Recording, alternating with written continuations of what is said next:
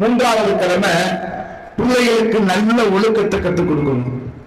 நபி ஸல்லல்லாஹு அலைஹி வஸல்லம் சொன்னாங்க, உங்களது பிள்ளைகளுக்கு சிறந்த ஒழுக்கத்தையும் உயர்ந்த மார்க்க கல்வியையும் விட தலை சிறந்த அன்பளிப்பை கொடுத்துட முடியாதுன்னு சொன்னாங்க.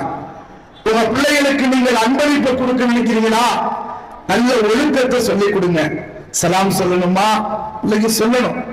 மாமா வந்திருக்காங்க, வாங்கன்னு சொல்லுங்க, போங்கன்னு சொல்லுங்க, சொல்லணும். பெற்றவர்கள் மீது கட்டாய கடமை நல்ல ஒழுக்கத்தை போதிக்கணும். பெரியவர்களை மதிக்கணும் சொல்லிக் கொடுக்கணும். முசாபா எப்படி செய்யணும் சொல்லிக் கொடுக்கணும். சலாம் எப்படி சொல்லணும் சொல்லிக் கொடுக்கணும். அதிலேயும் குறிப்பாக பெண் பிள்ளைகளாக இருந்தா அந்த பொம்பளை பிள்ளைகளுடைய ஆடையுடைய விஷயத்துல ஒழுக்கத்தை சொல்லிக் கொடுக்கணும். அவங்களுடைய பேச்சுடைய விஷயத்துல ஒழுக்கத்தை சொல்லிக் கொடுக்கணும். ஹயா என்று சொல்லக்கூடிய வெட்கத்தோடு நடப்பதற்கு பெற்றோர்கள் நம்ம பிள்ளைகளுக்கு சொல்லிக் கொடுக்கணும். பல சந்தர்ப்பங்கள்ல பாலிகான பிள்ளைகளிடத்துல ஒழுக்கம் இல்லை. டிக்டாக்ல நடிக்கிற நடிப்பு, பேசுற பேச்சு, அல்லாஹு அக்பர். சில நாட்களுக்கு முன்னால ஒரு வீடியோ பார்த்தோம். புர்கா தான் போட்டிருக்குது, ஆனா அது பேசக்கூடிய பேச்சு, பார்க்கக்கூடிய பார்வை, அது நடிக்கக்கூடிய நடிப்பு ஒரு சினிமா நடிகையை போல அதனுடைய செயல்பாடுகள் இருக்கு. நம்ம நினைக்கிறோம் செல்போன் வாங்கி கொடுத்துருக்கிறோம் பிள்ளைகிட்ட, அது ஒரே குர்ஆன் ஹதீஸ் தான் பார்க்கணும். எந்த பிள்ளையும் பார்க்கறது இல்லை.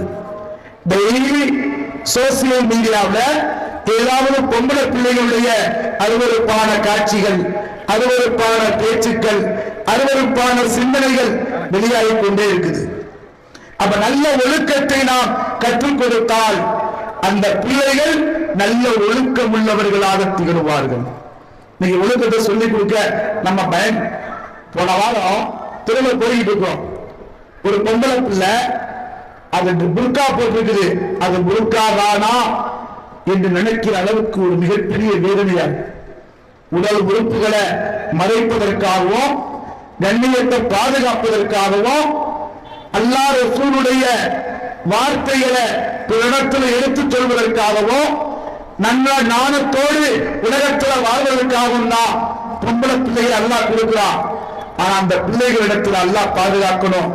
செல்போனை கையில கொடுத்து அது நடக்கக்கூடிய நடைமுறை எல்லாமே பிற மதத்தை சார்ந்த மக்கள் பார்த்து அருவருப்பு படக்கூடிய அளவிற்கு நமது பிள்ளைகளிடத்துல ஒழுங்கீனங்கள் அதிகமாயிடுச்சு. அல்லாஹ் தஆலா ஹிதாயத்தை கொடுப்பானாக. அதனால பெற்றோர்களுடைய மூணாவது கடமை என்னன்னா